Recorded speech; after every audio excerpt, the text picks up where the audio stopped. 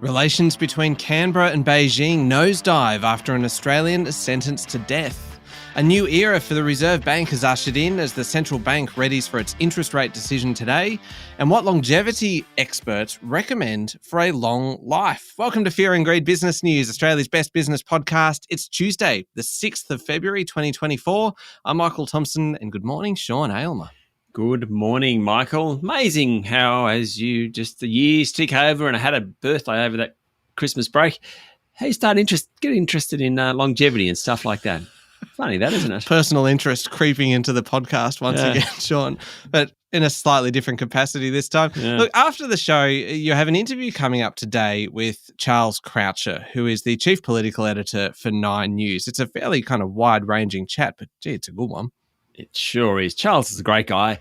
He obviously knows Canberra better than most. We talk about what to expect with the Parliament coming back today, what's going to happen not just over the next few weeks, but over the next few months, from tax reform to industrial relations reform through to the budget, what it means for Peter Dutton, what it means for Anthony Albanese. Fantastic chat with Charles Croucher.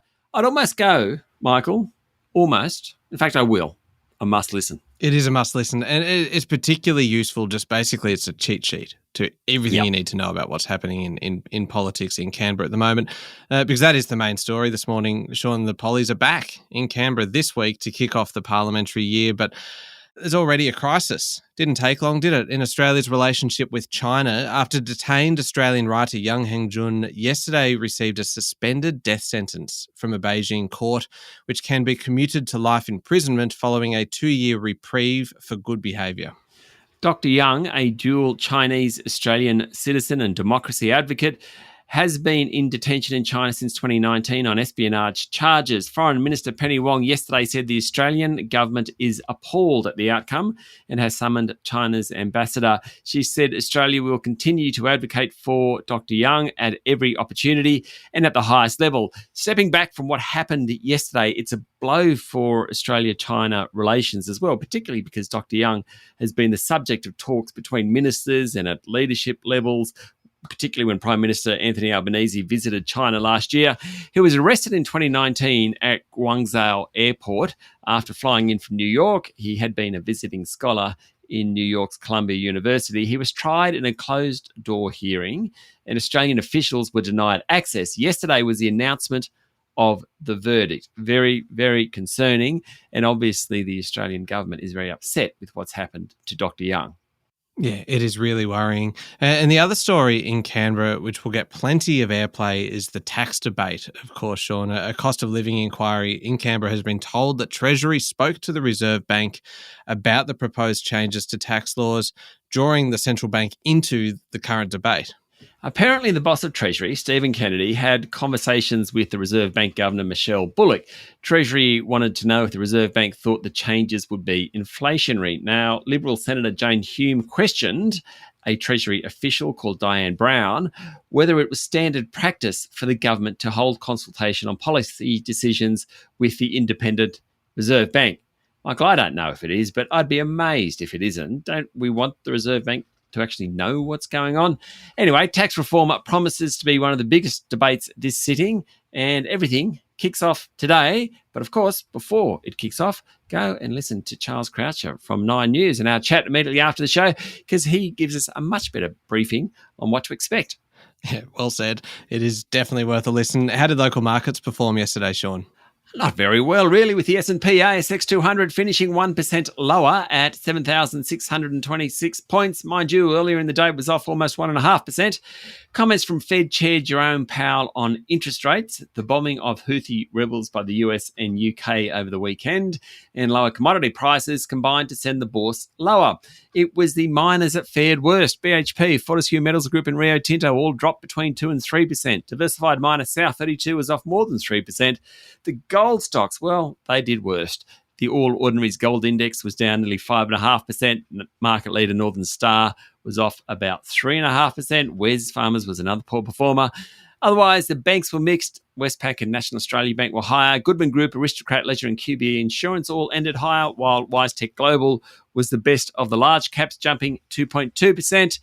Earnings season really kicks off properly on Wednesday, but there's a bit of corporate news around. Gold miners Silver Lake and Red 5 Limited will merge via a scheme of arrangement under which Red 5 will buy 100% of Silver Lake shares. Silver Lake shareholders ain't so happy. Its share price tumbled 12% yesterday.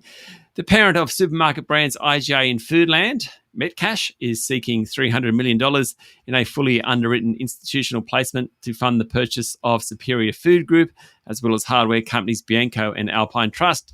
That purchase, it's raising $300 million, but it's going to be about twice that cost to Metcash. And Armagan Ahmed, the CEO of struggling data group Appen, has stepped down effective immediately. Appen's share price fell 5% on the back of that news. Mind you, it's halved over the last month following Google's decision to axe a multi-million-dollar contract with the group. Red 5 is a curious name for a gold miner, isn't it? Yes, but Silver Lake is a curious name for a gold mine as well, Mike. Yeah, I mean, Silver Lake is an illogical name. I mean, that almost feels deliberately confusing. But Red 5, I'm hoping, Sean, without knowing what the background to it is, and after the show today, I'm going to go and look into it. But I do hope it's a reference to Star Wars. Kind of Red 5 standing by. In the original kind of Star Wars, as they're kind of heading towards the Death Star and all the X-Wings are there. No? Maybe. And if that's it, then you know what? I'm completely reversing my policy of all companies must be named after what they do, and I will go instead of all companies must have Star Wars references in their titles. Yeah, because Red 5 will set a new standard for that. I'm sure it's something else. I'm sure it's something completely logical. Probably. I will take that as my homework for tomorrow. Good. All right, moving on to international markets. What's going on? I mentioned it a moment ago. The US Federal Reserve Chair Jerome Powell has again poured cold water on hopes of a rate cut in the world's biggest economy, saying the central bank can be prudent in deciding when to cut its benchmark interest rate. Speaking on 60 Minutes, as in the US version of 60 Minutes, Powell said it was prudent to give the economy some time to see what the data is saying. He said it's important to be careful that inflation falls to the Fed's target level in a sustainable way. He still thinks inflation will fall and rates will fall, but maybe not as soon as markets expect. The moral of this story, not many places in the world can use the word prudent like a central bank can use the word prudent. Also like the idea that Jerome Powell appears on 60 Minutes. Wouldn't it be good to see Michelle Bullock appearing on 60 Minutes locally? Maybe. Well, I mean, we will be seeing her appearing in front of a press conference today, won't we? We will. It's not quite 60 Minutes, is it? But I mean, we it's a step. Yeah, I suppose so. Look, closer to home, the Aussie dollar fell under 65 US cents for the first time since late November. As the mood for risk assets diminished, the Aussie dollar is considered a risk asset compared to the US dollar. Oil prices have bounced on disruption fears after the US and Britain launched those weekend airstrikes against Iraq, Syria and Yemen. So as we kick off the week, plenty going on. And of course, it will only get busier with Parliament back today. Profit reporting season kicking into action tomorrow, really. And interest rate decision today. Plenty going on. Yeah, there certainly is. We'll be back in a moment with the rest of the day's business news.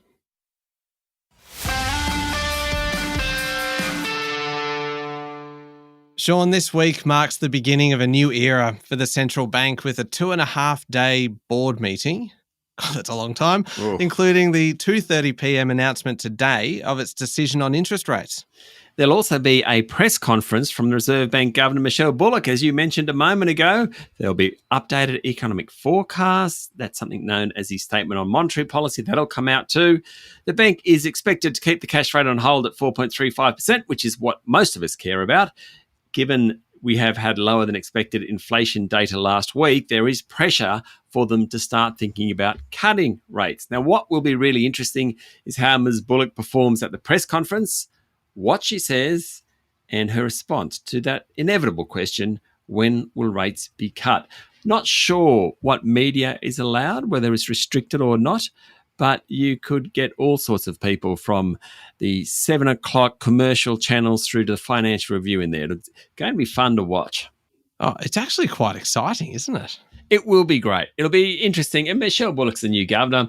She's a fairly upfront person, so it'll be just interesting to see how she handles it all. Yeah, certainly will. Now, Sean, the latest news poll for The Australian shows that 62% of voters think Prime Minister Anthony Albanese did the right thing in changing the tax laws. Yes, but only 38% said they'd be better off, which is kind of incorrect because 8 and 9 people are going to be better off. So I think that shows that the government hasn't done enough to explain its new position. Even though the government's decision is supported by 62%, which isn't far off 2/3 of all Australians, it didn't give Labor a boost in the polls, with the two-party preferred vote unchanged at 52 to 48% in favour of the government. The coalition's primary vote sits at 36%, 34% for Labor, that's up 1%, 12% for the Greens. Independent and minor parties are at 11%, and One Nation is at 7%. A faster NBN could deliver a $400 billion boost to the economy by 2030, according to a report funded by the NBN. Though the fact that thousands of Australians are actually dumping the service does put a slight caveat on the findings, doesn't it? It certainly does. The economic modelling from consulting giant Accenture found that for every 1 megabit per second in average broadband speed, Australia's productivity-driven GDP rose by 0.04% on average between 2012 and 2022. That's lots of numbers, but basically it's an uplift of about $122 billion to the economy. Now, rural areas and disadvantaged communities are benefiting most, according to a report in 9 newspapers. That's all well and good. And I think the NBN probably has done a great job in helping rural and regional areas. However, in recent months, thousands of people have actually drifted away from the NBN. Suddenly, competitors are popping up. The key competitor, or one of the key competitors, is Starlink, a satellite system owned by Elon Musk's SpaceX, which uses a constellation of thousands of low orbit satellites to connect people in remote areas around the world, including most of Australia. And that's putting pressure on the NBN. Very interesting little battle in the telco sector there. Yeah, sure is. Lynas Rare Earths has been in talks with a New York-listed rival about a merger to take on the dominant Chinese players. Lynas and Las Vegas-based MP Materials had been working on a deal to bring together the world's 2 biggest non-Chinese producers of rare earths. While the talks aren't ongoing, that doesn't rule out a deal at some point in the future. Rare earths, which ironically aren't particularly rare, though they are very difficult to process, are used mostly in defence but also in other industries, and China is the dominant player. Lynas and MP Materials are both about the same size, and media is reporting there were discussions about one taking over the other, or vice versa, or a merger. Basically, they want to be able to take on the Chinese companies. One of the country's biggest construction companies, St Heliers, has appointed voluntary administrators and has stopped work on more than 20 projects. The group appointed administrators over the weekend after losing more than $10 million during the past 2 years. The administration includes St Heliers Contracting and 6 other entities in the group. The Property Development and Investment Division, St Heliers Property, is unaffected. Insolvencies in the $360 billion construction sector are now forecast to spike this year, with the COVID-19 lag hitting the sector with full force at the moment. Sean, koalas, platypuses, should that be platypi? Ooh, maybe. I'm going to go with platypi. Lots of platypus? Yeah, lots of platypus. Yeah, look, I mean, they're just one of a number of species. You've got echidnas and turtles and birds and a whole bunch of other native animals that face a deadly threat if an outbreak of venomous fire ants is not eradicated. Now, this has been something that's been talked about for a long time, particularly in Queensland, but sounds like it's spreading. So the Federal Environment Department has told a parliamentary inquiry that fire ants, whose bite can cause severe and, in rare cases, fatal allergic reactions in humans, can injure and kill Australian wildlife, particularly defenceless hatchlings. According to a report in the Sydney Morning Herald, fire ants invaded southeast Queensland in 2001, but now they're threatening to gain a foothold in other states. There have been incursions in New South Wales, in Victoria and in Tasmania over the past year. The department said the venomous pest, which is a native to South America, could deliver painful bites to animals' eyes, nose and mouth, and they just simply need to be eradicated. Turning to international news now, the US has carried out more strikes against Houthi militants in Yemen, attacking what it said were a land attack cruise missile and 4 anti-ship missiles preparing to launch against ships in the Red Sea. The latest action comes a day after joint US-UK strikes on Houthi targets and follows continued attacks by the Iran-backed group on military and commercial ships in the Red Sea. The Houthis' attacks have forced major shipping companies to avoid the waterway, impacting international trade. Egypt said its revenue from the Suez Canal fell by almost half in January, with a number of ships travelling through the key trade artery last month down by more than a third. Sean, you mentioned South America just before. At least 112 people have been killed by Chilean forest fires, the deadliest forest fire on record. The government has declared a state of emergency, and many of those affected were visiting the coastal region during the summer holidays, according to the BBC. The Health Ministry called for the suspension of elective surgeries and authorised temporary field hospitals to be set up. According to that report, medicine students nearing the end of their studies will be hired to help ease pressure on the health services. It's an incredible situation over there. Rescue services have struggled to reach the most badly affected areas. The government said the death toll will definitely be much higher. Now, finally, Sean, this is the story I know you've been hanging out for because you, I suspect, put it in here for your own self-interest. It's a story from the Telegraph of London. The media group went to a bunch of experts who advised people on how to live a long life and asked them what they did to extend their own lives, which is a fascinating question to ask an expert in that space. It is. It's quite genius, I think. So longevity medicine is growing. And for many experts, it's about the small incremental things people can do every day. Life expectancy almost doubled in the 20th century, although people now spend 1/5 of their lives on average living with a chronic condition. We're getting older, but we're also not as healthy for a big chunk of our life. Life expectancy in Australia is now 81.3 for men, 85.4 for women. So what do the experts do? In no particular order. The longevity experts suggest the following: walk to work with a 25-kilo rucksack. Oh, sounds painful. Go on. Seriously. Hold the plank position for 3 minutes a day. Do you reckon you could hit 3 minutes? No. Well, I could do it. I could do 3 minutes in 6 slots. I'd do 6 slots of 30. I don't think I could do one lot of 3. Take magnesium at night. Okay. Have a salad with dinner. Meet a friend for coffee. Walk outside for 20 minutes every morning. The final one, eat spermidine-rich foods. Now, spermidine, just try and stop laughing, Michael. The name actually does say it, and that's the truth of the matter. Spermidine-rich foods. Spermidine is a substance formed by 2 amino acids. You get it in things like fermented plums and soybeans, kimchi, sauerkraut, shiitake mushrooms. Fermented plums, really, Sean? Yes. That's the end of that story. How about just meet a friend for coffee? That'll do. Have a salad with dinner. Do I regret it? Yeah, I regret it. I regret that I was working with you when I talked about it. I'm sorry. I feel like I derailed that. But Anyway, up next is the Fear and Greed Daily interview. I'm just ignoring Michael from here on, listeners.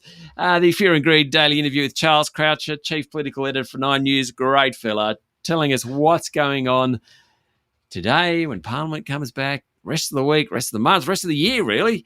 A fantastic chat. That is up next in the Fear and Greed playlist on your podcast platform or at fearandgreed.com.au. Michael, are you okay to come back onto the show at this point? I'm okay. Thank you, Sean. I've recovered. And thank you for everything bar the last story today. Thank you, Michael. It's Tuesday, the 6th of February, 2024. Make sure you're following the podcast. Join us online on LinkedIn, Instagram, X and Facebook. I'm Michael Thompson, and that was Fear and Greed Business News. Have a great day.